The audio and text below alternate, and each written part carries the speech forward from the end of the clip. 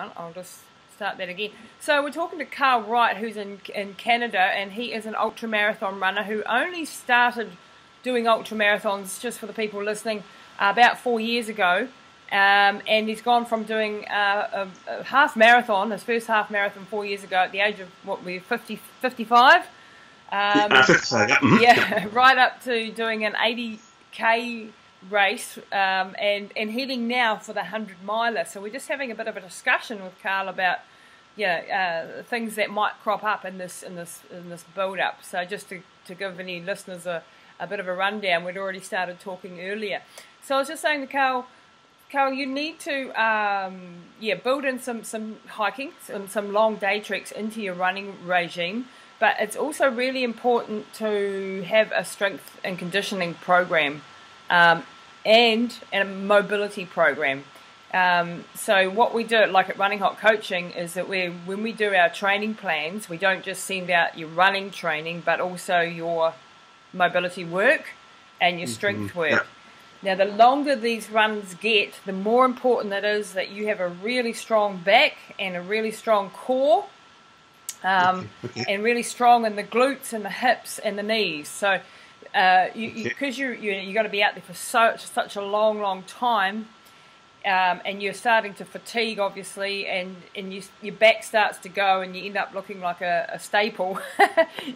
And when that happens, like, if you don't have a strong core, and this is typically how I used to look in a lot of the races before I did strength training, and really found the benefit of it.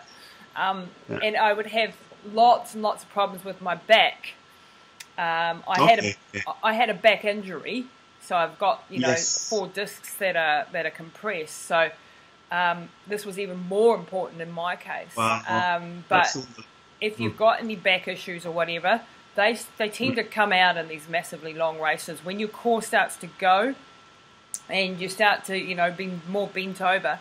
So it's really crucial that you start to work on your core muscles and on your lower back and on your glutes, and getting your glutes to fire. And I can help you with some strength workouts if you like, but build that into your routine for the week. So you only need to be doing your strength workouts maybe 2 times a week, maybe 3 if you really want to go hard. And it doesn't have to be in a gym setting if you don't like gyms. It can be just with your own body weight exercises. There are some benefits to doing some heavy lifting as well if you are in the gym setting, but even doing things like plyometric training, that sort of thing, lots of jumping exercises, and to build the strength in the legs and the glutes. So that's a really important part, and a part of that equation is also mobility work. So mobility work, I mean doing stretching. So under that would come your yoga type exercises, your Pilates type exercises, and you don't need to go to a class, but you can just do some exercises at home. While you're watching TV at night or something, you can roll around on the floor doing some mobility work. That also includes your foam rolling, the massage balls, getting into the really tight muscles. Because as you start to lift your training volume up, your muscles are going to get shorter, more tired, and you need to counteract that with good mobility workouts. And we try to get like our athletes to do daily mobility workouts, just 5 to 10 minutes, maybe in the warm down phase, or in the evening when you're just mucking around, and just release all those muscles in the legs and the lower back and all that sort of jazz. So transitioning from an 80k to a 100-miler, you're going to have you need to increase your strength, because the other thing that goes when your core goes and you get fatigued and you're bent over and you're carrying a backpack, your breathing goes, your digestion goes, and then all sorts of knock-on effects can happen. The other thing moving up to the 100-milers is the fact that you're going to be going through the night, very likely, if not 2 nights even sometimes, or 1.5 nights or something like that, depending on the race and where you're doing it. So that brings into the equation being really typically in the middle of the night, your soul and your spirit has a bit of a downer. You know, or when you've been out there for, you know, maybe 25 hours or something like that, or in the middle of the night, 18 hours or whatever into the race, you can typically have a real emotional roller coaster going in that nighttime phase.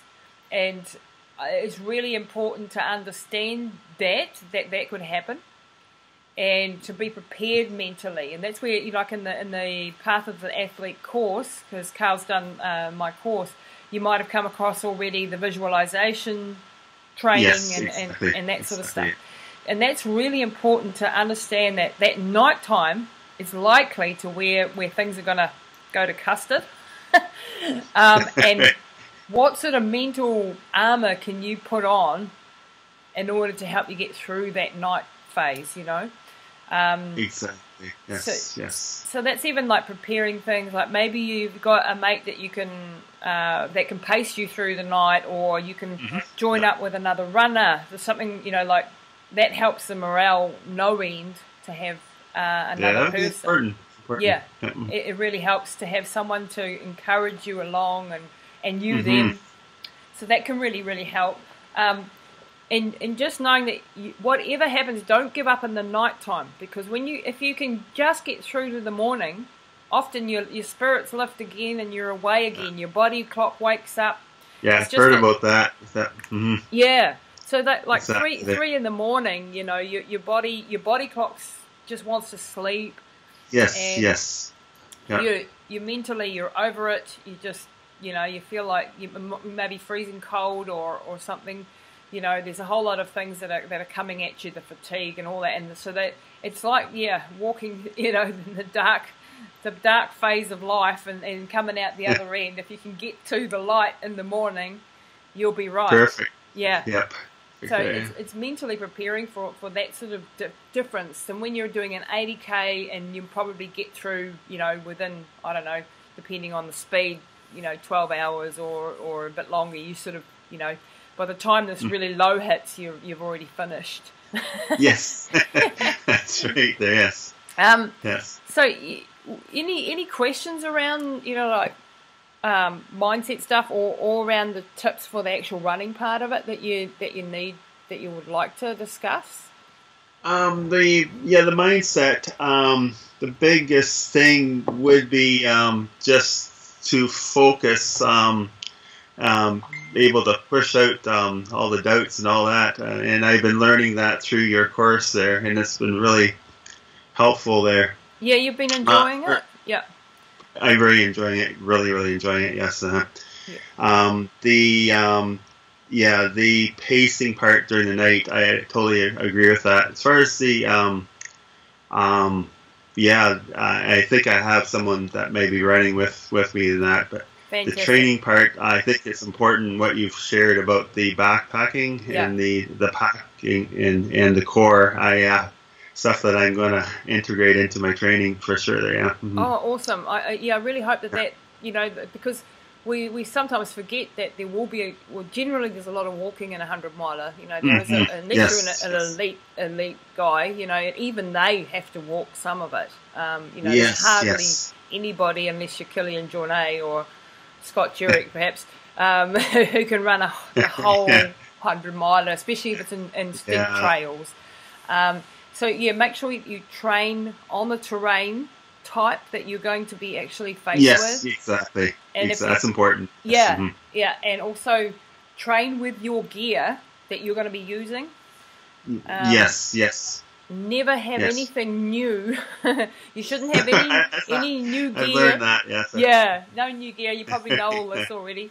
And in regards, how do you do with your digestion? Do you have any issues when you're... Yes, big time. I don't, gels do not agree with me there. No, so things. No, they don't agree with me. So I use, sandwiches, whatever's offered like that there. They seem to sit well with me there. Well, and the ultras I've done there. What I would suggest, because it becomes even more important once again in the 100-miler, is absolutely stay away from anything artificial like the gels. I'm totally against gels in general. You can get away with them if you're doing a half marathon, or but anything beyond that, really, they're a recipe for disaster. I mean, they nearly cost me my second Death Valley attempt when I took gels.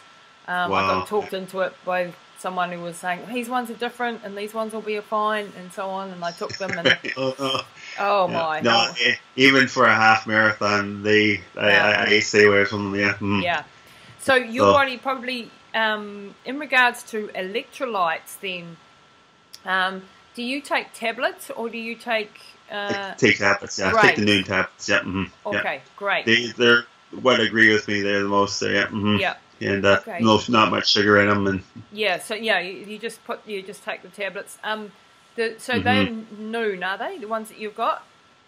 Yes, correct. Okay. There, Just watch your potassium. Watch your potassium. Have a look at the potassium levels. I've had athletes on noon tablets before where their potassium levels haven't been high enough. Okay then. I appreciate that. Yeah, I mean, I take Endurolytes by Hammer Nutrition. I mean, they're not the only ones, but that's the ones that I stick to. What's it called, Lisa? Endurolytes. Endurolytes, okay. From Hammer Nutrition. You might want to try them. Just, I mean, Noon may have changed their formulations, but I don't think their potassium was high enough. I appreciate that.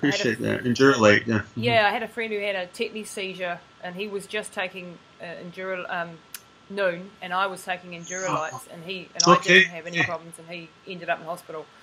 Wow. Yeah, he nearly died. So electrolyte balance, in other words, is very, very important, especially if it's going to be a hot race. I don't know what time of the year is your event. Yeah, it'll be September. It'll be a bit cooler, but not 35 below. No. You're sitting in Canada in the freezing temperatures at the moment. So just be aware of that. And I'm glad you're on tablets anyway. I don't even like the electrolyte drinks so much. They're okay for some people, but they can cause digestive upsets as well.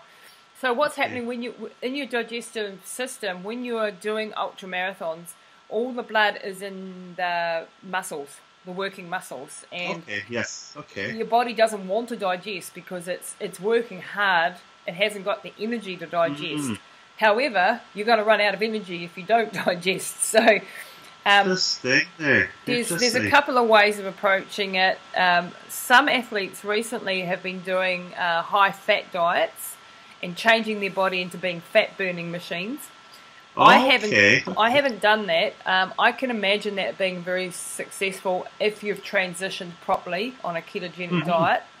I just haven't got the discipline to do a ketogenic diet. But so the way I approach it is that I'm always sip, nibble, nibble is what I say. You're just having a constant little flow of a little bit of carbohydrates and your water intake. So you constantly got something in your mouth, sort of sipping away. Yeah. And you can even set your watch to go like every 15 minutes. Oh, I've got to put something in my mouth. I've got to have a little sip of drink. I've got to. Perfect. Yeah, and that just reminds you to keep, because if you can keep that fuel stream coming in a nice drip fashion. That's excellent. Yeah. Yeah, because so you'd recommend taking something between aid stations, even there, Lisa? Oh yes. Okay. Massively, yeah, definitely. Do not just eat and drink at the aid stations. Yes, thank definitely. you. That's a must. So because if you just dump a whole lot of stuff at every 20 k's or every 15 kilometers or whatever miles in your place, then you overload the stomach all at once, and then often you can end up vomiting and not digesting. Yes, that's happened even in a 50k or 80k. Yeah, so that's interesting. It's good to know that. Yeah. So just have little in your pockets. Make sure it's accessible in your front pockets, wherever you've got that you've got a variety of foods available to you, because your taste buds change as well, and you like exactly. Yeah, you get sick of the sweet stuff, and you might want some even pretzels or something like that.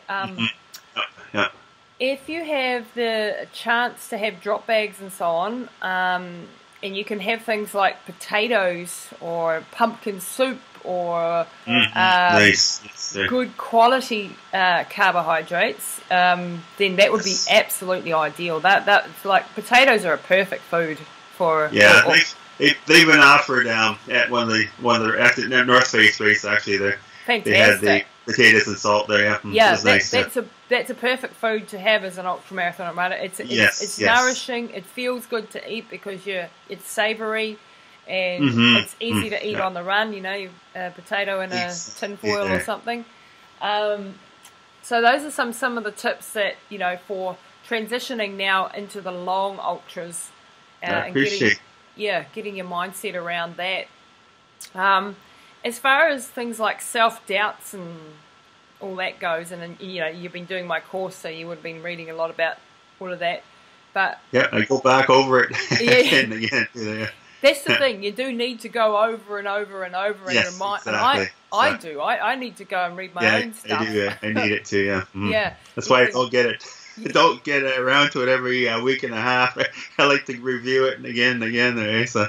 That's perfect, because you really start to integrate the learnings. When you just read something once or watch something once, it's good, but it doesn't really become part. It just bounces off. Yes, bounces off, in a way, you know, you forget again, and it's understanding that when you take on a massive challenge like this, you are going to have fear. You're going to have self-doubts.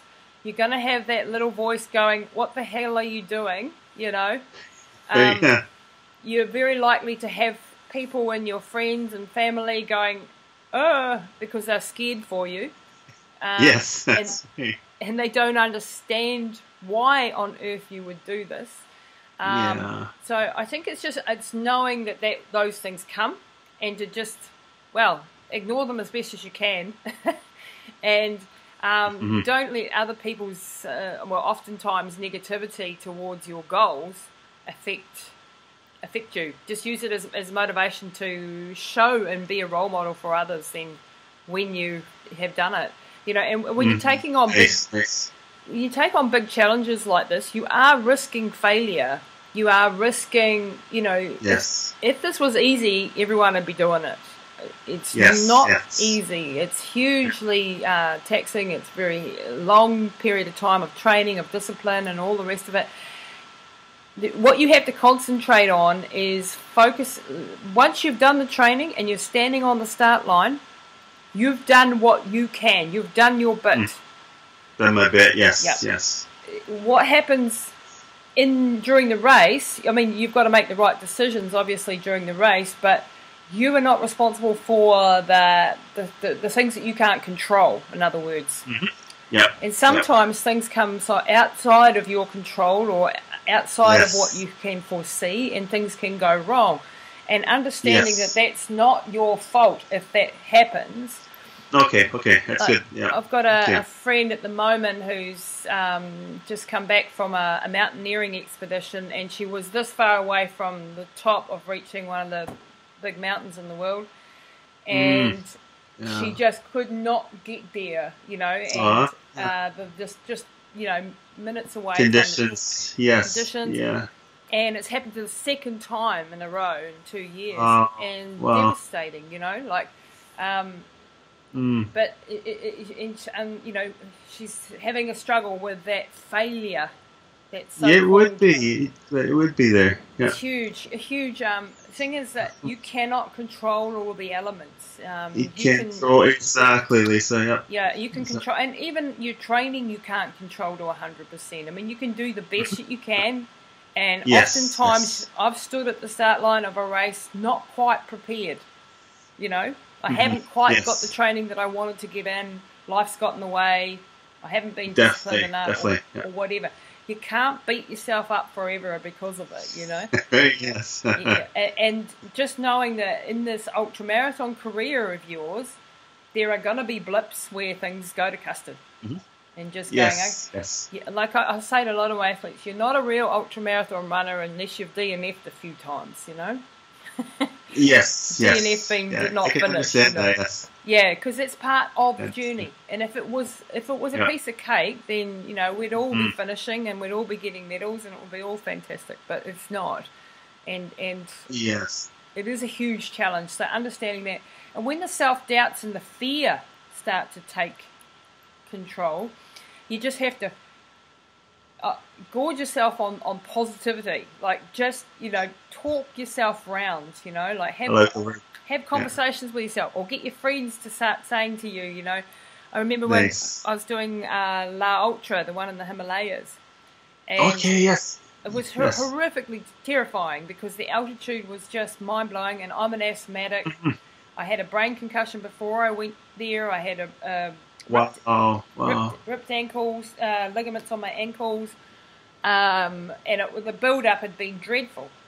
And I got over there, and these doctors were all talking about altitude sickness and how you could die with pulmonary edema and cerebral edema, and there was all the scaremongering, in the build-up. And then every day we would go up to the passes to train, and you would feel like, you could hardly walk. At, I'm sure. 5,500 meters, you can hardly, stay upright. Yes. And being absolutely terrified and going, oh my gosh, what have I got myself into? This is 222 Ks at altitude. How am I going to do this? Wow. And nobody, like, one man had done it, no woman had done it, so it was only the second year that held this race. And the Indian army, the military guys were saying this is suicide, people are going to die, and all these just scared talk. And I remember getting to a point where I just said to my crew, I'm either going to pull out because I'm terrified, or I'm going to go for it. And I'd put in so much effort into getting there, and so much money and sponsors and film crew and all the rest of it. And I had my whole team over there, and I thought, I can't pull out. And so I said, well, if I'm not pulling out, then I've got to stop this fear somehow. I've got to stop this terror of feeling, frightened all the time, because I wasn't sleeping then, I was feeling sick, all the things that come with the stress of fear and so on. And I'd had this dreadful build-up as well. So I said to my crew, just a couple of days before the run, protect me from everybody. I don't want to talk to doctors, I don't want to talk to other runners, I don't want to be anywhere near anybody. I want you guys to just protect me, put me in a bubble, tell me I'm great, tell me I'm going to do this fantastically, and fill me with positivity. That positivity, wow. Yep. And they did. And every time a thought popped into my head, a fearful thought, I just screamed at it. I literally, in my own head, I screamed it down and just told it to literally bugger off. I've got to get my mind under control. And then on the day of the race, and I'm putting on my running gear, and there's this underlying fear, of course, but you're sitting on it. You're really sitting on your emotions, and you're putting on your running gear and your start number and so on. And I'm visualizing putting on my armor. I'm becoming, in my head, this is a visualization. I'm becoming Wonder Woman. Okay. Yeah. In my head, that's what I'm doing. I'm going into battle, so I'm no longer Lisa, who's my normal everyday Lisa. I'm Wonder Woman on this day. And I like it there. Yeah. It's just a mind game, but it changes your perception of what you're capable of. You're becoming a warrior. You're going into battle. This is you're psyching yourself up for a battle. Because it is a battle. It would be a battle, yes. It's a battle. It's not, you're not being shot at, but it's a battle in the mind. Exactly. And then we went on, and then we did the race, and I knew that the first pass would be okay, but I knew the second pass would be the really tough one, and it was. And I had this amazing crew that just, the support was beyond amazing. That's big. It's big there. And when I crashed and burned and was on the ground crying and stuff, they picked me up and they didn't let me fail. They just doggedly. So amazing. With their energy, I really, I dragged myself up again and I kept going and we got there, and it took me 53 hours, it was slow. Yes. It was very slow. There was a lot of walking. and there was a lot of slow walking, you know. A lot of this elevation's got to really up. It's really, yeah, and we had temperatures yeah. from, you know, minus degrees right through to 40 plus degrees, and snowstorms and pollution from the trucks and all of this sort of thing happening. Okay. But the moral of the story really is I managed to overcome the fear with the support of my crew, and the fear was, you know, it was big. It was big. I was terrified. But if you don't let fear control what you do, if you're the one that's in control of making the decisions of the things that you want to do and controlling your physiology through doing things like visualization, through breath control, you know, that breathing exercises that I talk about, all of that stuff is really, really important. So how, you know, like I've talked enough, Carl. You tell me a little bit about some of the challenges that you've had to date and some of the things that you're worried about. The challenges I've had to date was, well, the North Face one. I twisted an ankle, and I had we talked about drop bags and all that there. I had my drop bag off at a station, but they had already sent it back down there, so my ankle brace was in there. So I had to keep going, and that was a battle right of the mind, because it was another 25-30 kilometers to go there to get to finish. So, but it was when I overcame that, it gave me a lot of boost there to make it to the finish line there. So how did your ankle pull up from that? Was there any, you know, permanent damage? It was on a downhill. It's like called Blue Mountain there, and it's on the downhill. I tweaked it, and it was swollen pretty good at the end, but it's fine. It's just I had to let it heal a little bit there, but I had to make the call. Can I continue or not? I'll try it. And you did. Wow. Yeah. That's amazing. You know, because you every step is painful, and you're not sure whether you're doing damage. Yes. And there was a bit of walking there. Yeah, there was a lot of walking. Well, yeah, you have to. Yeah. But remember though that in regards to injuries, it's no single race is worth ruining your body for. So yes, you had to make that call there. You do have to make that call. Sometimes you get, you know, like I've been in situations where I've been so driven that I would have killed myself if someone hadn't stopped me. You know, like. That's important. Sometimes it's better to come back and fight another day, in other words, than to risk a permanent injury if you can. But I mean, you obviously, it wasn't, you know, you could make that judgment. And the mental I had looked at one of the aid stations there, and they thought it was they let me go on anyway. That's cool. That's good. So, and how did you, like, mentally get over that, though? Like, you know, it's really hard to, when you're in pain. There's other runners that I paced with a couple other runners who were, I ended up near the end of the race, so we're sort of the happy crowd at the end there, sort of thing there to get through it there. And, no, that's absolutely brilliant. So that's the runners, Any other sort of things that, you know, that you've been dealing with? Like, I love your blogs. Like, Carl has this wonderful blog for anyone listening. theoldfellowgoesrunning.com, is it? Is that how? Yep, that's the one there. So, it's fun. I love writing there. Yeah, you're very good. You're very good. Thank you. Yeah, so it's a brilliant blog. I love to I write it because I love inspiring others. It's fun to see new runners take up the sport.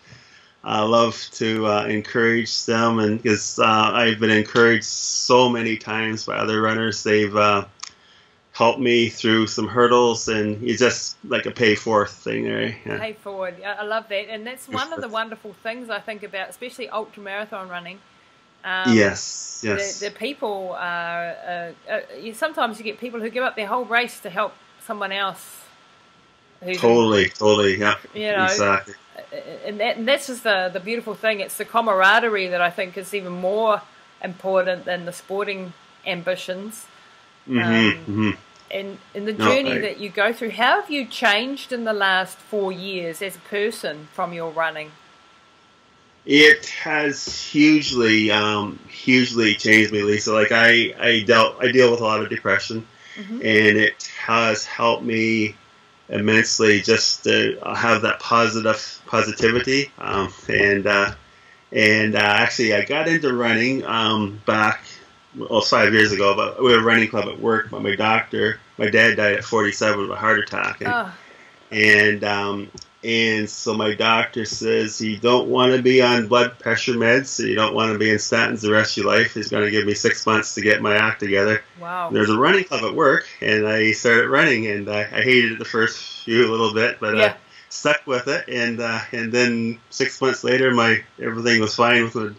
So my doctor was pleased, and I was over the moon, and so you've managed to stay off the statins and stay off the blood pressure. Yes. And no medications at all there, and no medications for depression, and it's been amazing. It's a medicine. Running is there. It is. It's a therapy for the body and the mind and the spirit. I think exactly. Yeah.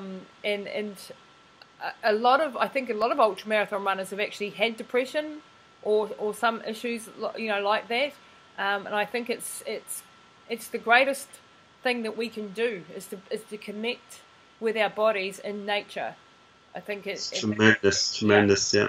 And to set ourselves difficult challenges, because it occupies your mind. It makes you proud of who you are and what you've achieved when you've overcome difficulties, and you feel supported. I mean, half the time you're terrified and half the time you're exhausted, but in between those two is a quiet state of for me it quietens my mind and it makes me calm when I don't have enough exercise or time outside and in nature. For me it's far more than times and placings, and I don't really, I've never been fast. I've always struggled with speed. I've never been a fast runner. But for me, far more important than that is the journey that I go on as a person when I undertake these events. In the personal growth. And I think depression is something that so many of us have faced and gone through. And running gives you physically the runner's high, and the serotonin levels go up and all of that sort of good stuff.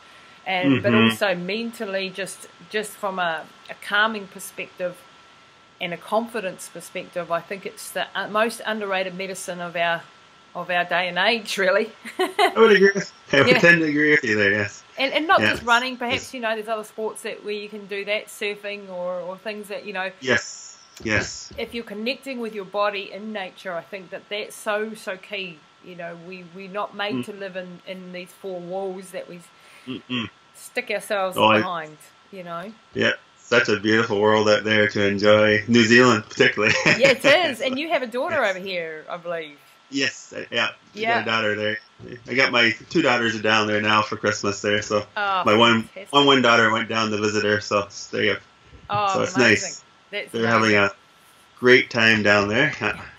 I bet they're very proud of you as their dad.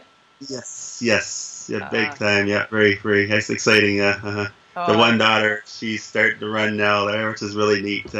Oh man. Yeah, it's fun. She never went running, and then she went down to New Zealand.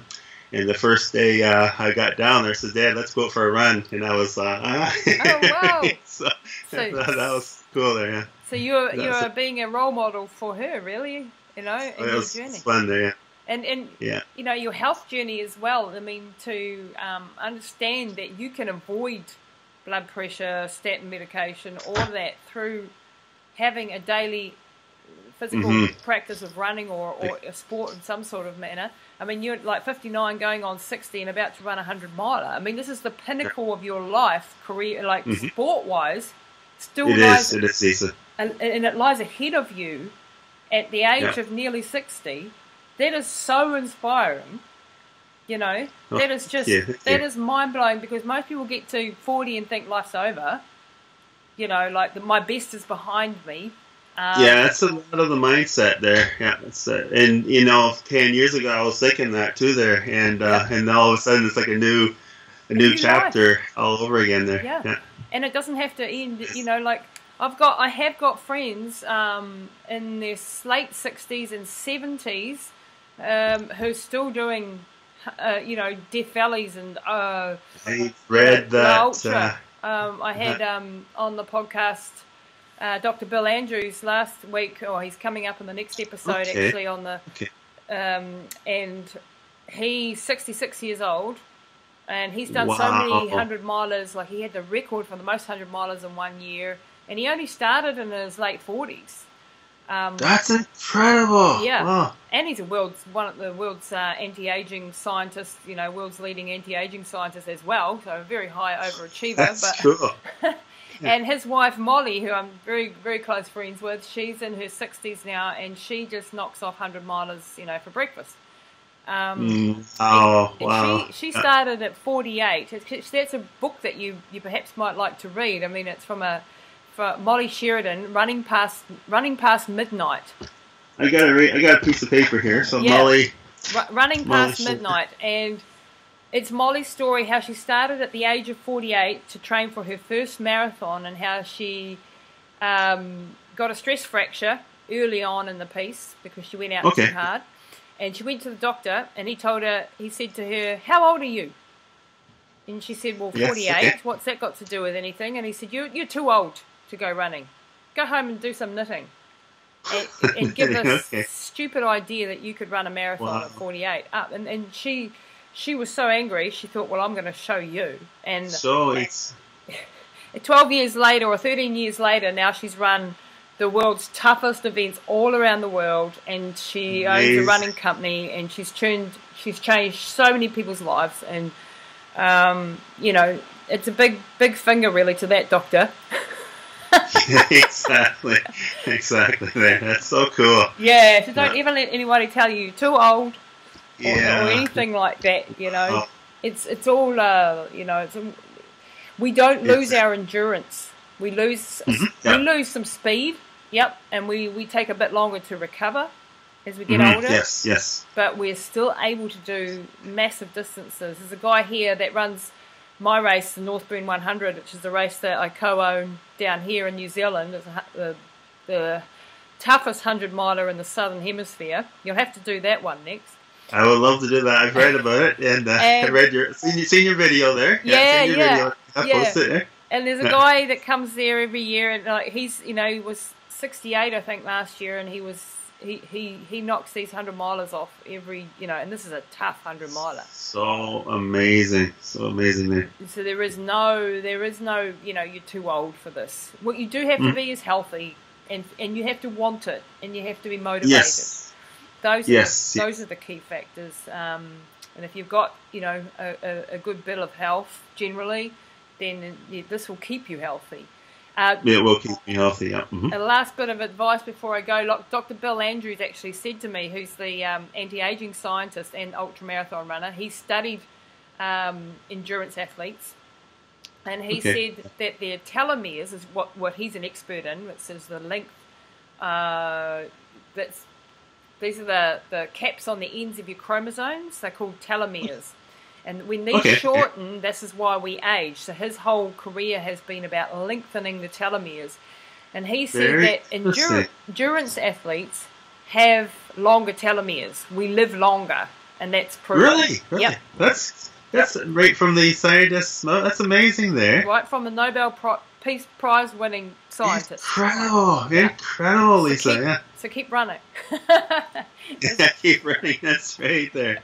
That's great advice there. Great advice from. I really look up to you a lot there. Oh no, look, I'm nothing special. I put one foot in front of the other, and right now I'm having a year off ultramarathon running, and I'm not even doing any challenges myself because I've got. And that's fine too. Understanding that you don't have to keep doing anything all the time. I've done 25 years of it. 25 years, yes. Yeah, I've got other priorities. My mum, who has been sick, and and business has to take priority right now. But that's not to say that I won't be back into it. I'll get back into it if I want to, or I'll take up something else stupid. But the thing is, in your own health. your own health is good, Lisa? Because I know way back you weren't too well there for a bit there. No, I've had a whole year of massive health problems, but we've managed to get on top of the tumours and stuff. So good.